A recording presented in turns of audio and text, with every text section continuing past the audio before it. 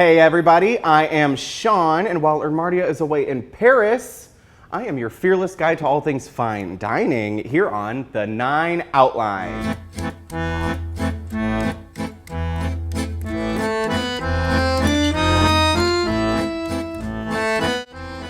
So in honor of Ernmardia's Parisian extravaganza, I thought we would make some fun crepes while she was out, because I'm sure she's eating a ton of them on the Trocadero. So we're gonna show you a very easy blender-ready crepe recipe. Seriously could not get simpler than this.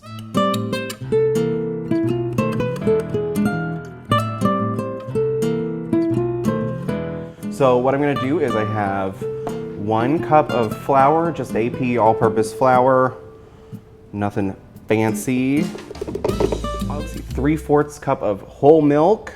I only ever do whole milk. I don't do 2% milk because I'm not gonna waste my money on 98% water because that's how milk works. That's not how milk works at all. I have a 1/2 cup of water. I'm just gonna kind of stream in 3 tablespoons of melted butter, 2 eggs. I'm gonna crack them in the bowl because I am a notorious shell dropper. Let's see if I can do it this time.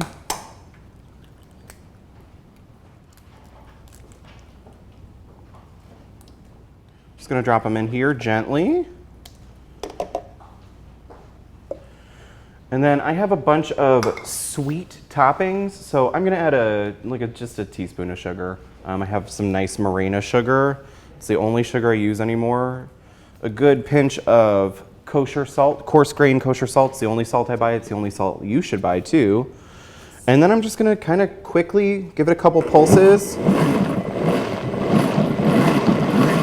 We want to break up the lumps, but I don't want to overwork the batter because we don't want to develop the gluten. We don't want a chewy crepe. That's no fun for anybody. A crepe should be tender, and just, nice and lovely. And I'm just going to kind of scrape down the sides to make sure I get all those lumps.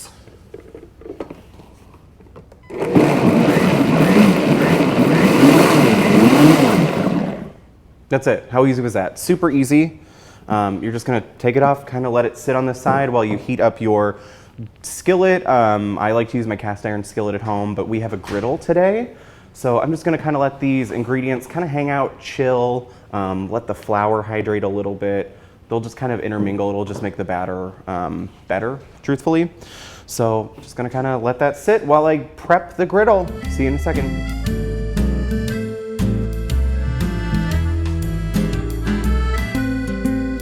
So we are back in action. I have this, it's been sitting out for a few minutes. You can actually do this in advance. I've done it the night before a bunch of times. It sits in the fridge awesomely, and actually all the ingredients kind of get a minute to mingle together. I have this griddle.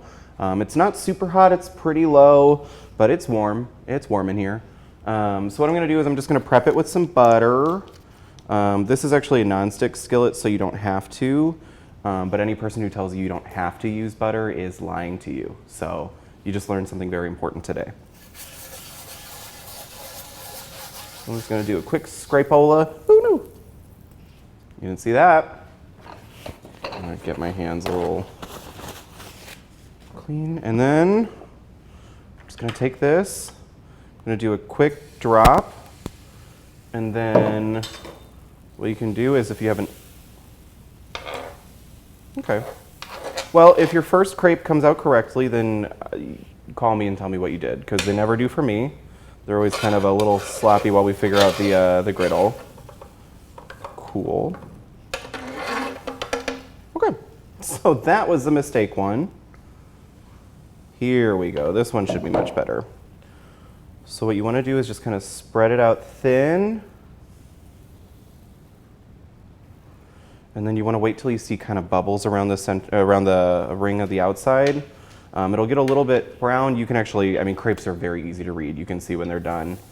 But if you had a skillet at home, if I were doing this on my stove with my cast iron, what I would do is I'd pour into it, and then you can just kind of loop it around so that it kind of, spreads out, and then you pour the excess back into this batter bin.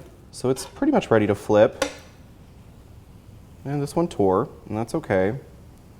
Like I said, First one or two are always kind of practice while you get your griddle under control. Figure out what you're working with. Let me grab a plate.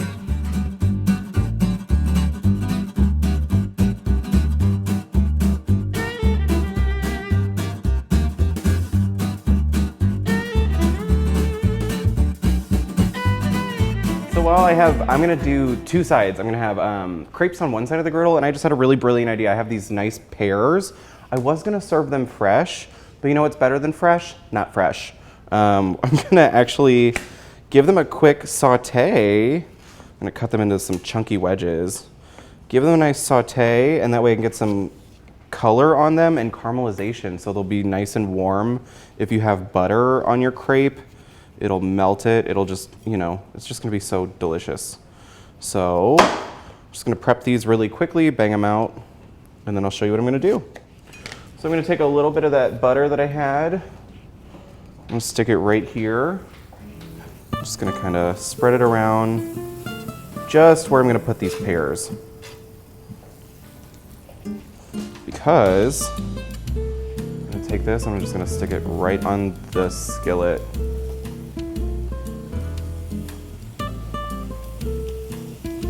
This will soften them up. This will kind of give them a nice caramelize.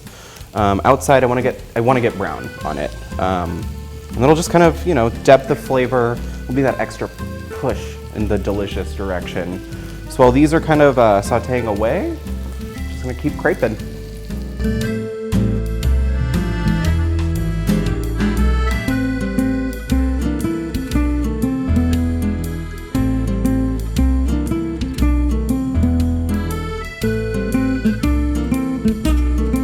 So these pears are almost done. I've got a couple that are like ready to rumble. So I'm just gonna kind of finish letting them, you know, soften up, get a little brown, get some butter soaked into them, because who doesn't love butter soaked pears? Not me. So what I'm gonna do is I'm going to just start plating. I'm gonna do one little cutie. Let's see, this crepe is calling my name. So I just got one of these. I have a ton of really fun toppings, but we're going Parisian today, so I've got some nice brie and a nice blue cheese. So I think, ooh, that blue is stinky. I think I'm gonna get some of the brie. Good chunk like that. You gotta know your cheese cutting etiquette. That is a lot of cheese. I don't need quite that much. It's like a lazy brie. It's nice and droopy. Oh. So we got a little bit of brie in there. I'm gonna take some of these nice piping hot, buttery, caramelized pears. I sprinkled just a tiny pinchy pinch of salt and sugar on top of them to just kind of really encourage them to draw out their own natural juices and sugars. You don't need much of the sugar to get them to just kind of just loosen them up and encourage them to do their thing. So two of these little anjou slices look absolutely delicious. Set that right there. And then I'm gonna go for a nice drizzle of honey.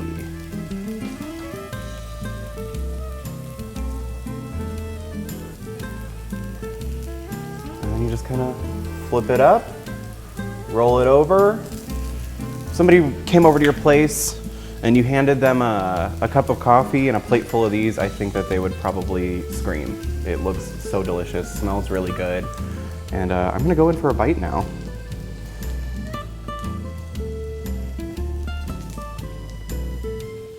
Oh my God. The warm pears just like melt the cheese. And I spent money on that brie. That is a nice brie. So it's nice and creamy. A little bit of sweetness from the honey. I could eat 55 of these, like no questions asked. These are delicious. You're gonna wanna make these, absolutely. So, that's it. That's how you make Parisian crepes with a blender. Couple really easy tools. Showed you some options of stuff you can put on top. I also have cinnamon sugar if you like it, honey. I made a nice dulce de leche at home recently. Nutella, jam. They're so versatile. You can put anything on them, but I'm gonna keep biting into these pear honey brie crepes that I made for myself, and I'm not gonna share them. So see you next time on The 9 Outline, little baby crepes.